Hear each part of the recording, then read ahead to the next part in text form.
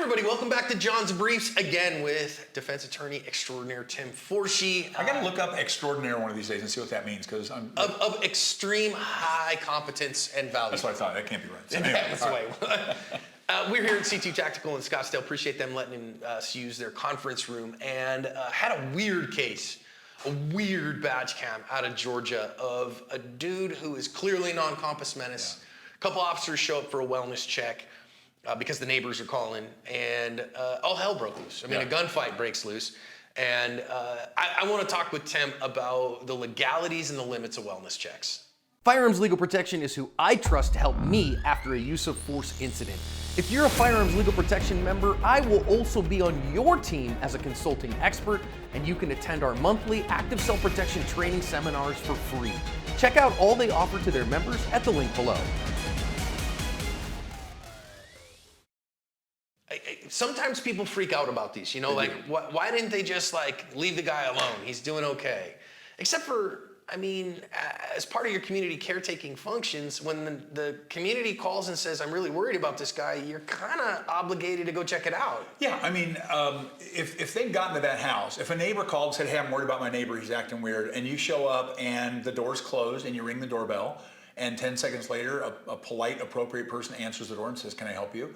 Yeah, we got a report to the, oh yeah, that was me. I was singing a song. I was watching. That should end it right there. That's perfect. I was listening to some Screamo metal. You know? What we don't want is we don't want a neighbor who is going to do, what's the term we use now, swatting? Yeah. We don't want somebody to be able to swat you just because they make a false claim about what's going on at your house, and that ruins your entire life. Right. Invasion of privacy. The cops kick your door down. You shoot at the cops kill you in front of your kids. Can you imagine a bigger nightmare than a situation like that, right? So we got to have some security protocols in place to keep that from happening. But when you respond to the scene, you've got a valid citizen complaint, and you show up and you hear a man yelling and the front door is wide open. Right. I think that merits investigation. Is the Manson family in there doing their nasty deeds? What's going on? You pretty much have to check that out. Yes. So I got reports of a neighbor screaming his head off and an open door and the dogs wandering around the yard. In the yard, free without a leash. Right. You know, the ATF joke there was, you know, extra special just for you, right? How do you know these cops aren't ATF? The dog lived. Because the dog survived. The dog survived. And I'm just joking, ATF. Don't come to my house. I don't even own any dogs, okay? Don't kill my cats. And then the door is wide open. They knock. They announce themselves. Hey, police department, sheriff's office. You know, are you okay? Is everybody all right? And I mean, they wandered around the bottom of that guy's house for a good 3, 4, 5 minutes. Did you notice that they never went upstairs? It was a 2-story home. Yeah. They never went upstairs. Well, I think they were trying to clear the bottom floor first. But and also, did you notice how much work went into declaring a room clear? Yeah, There's a bathroom door. He walks past. Bathroom's clear. Okay. Yeah, okay. So whatever. This isn't a critique on police work. Not the best tactical work that we've ever seen. By the way, I realized one thing when I watched this video. I am in good enough physical shape to get a job as a deputy with the Butts County, Georgia Deputy Police. Yeah, that's true. My gosh, yeah. And listen, you know, we talk about that. It's really a little hypocritical for me to talk about, you know, physical fitness. But you know, if you're gonna be a cop, man, there's definitely some physical fitness requirements for that. And you know, listen, I think that wellness check function is at some level, people say, well, wait a minute, they can't enter your house without a warrant. Well, sometimes they can. It's called an exigent circumstance. There are 3 ways they can legally do it. One of them involves probable cause, which will usually lead to a warrant.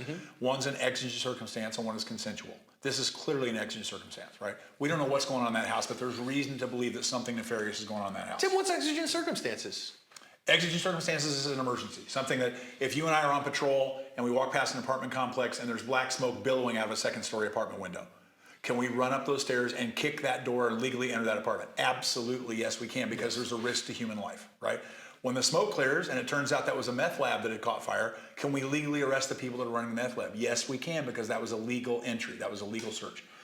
So that's, a lot of people don't know that that's a legal search, but that's a legal search. And this would rise to that level, I think, just clearly. I can't see any argument on that whatsoever. Yeah, and so some of those exigent circumstances, if you're in fresh, hot pursuit of of somebody, you know, having your knowledge that they committed a crime, the state can, you know, the officer can enter the house. If there's a reasonable and known risk to life, like, you know, somebody, it's on fire, or something. And I think that's probably what this one falls under. The door's open. This is clearly something wrong. I have reports from the neighbor that there's something screaming. I don't hear any response despite repeated knocks and announcements. And so I am reasonably worried that somebody's life's at risk here, that somebody... So for those of you that think this is an invasion of privacy, what would you have the cops do?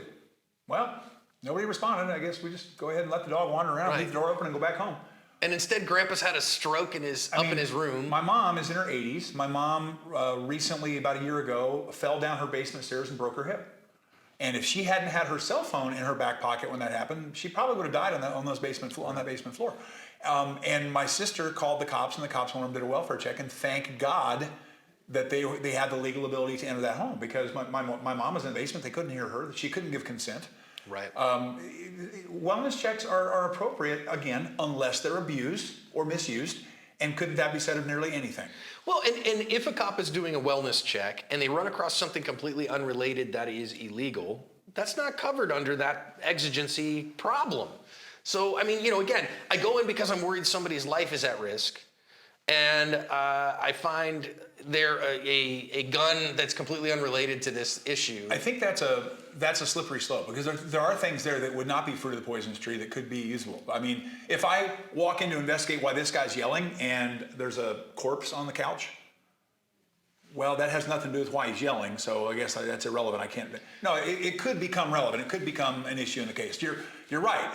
You would hope that they're not using that as an excuse to bust you on an ounce of marijuana on the kitchen table kind of stuff. But it's not some carte blanche. They can't possibly do anything except for the reason that they're about the wellness check. So, yeah.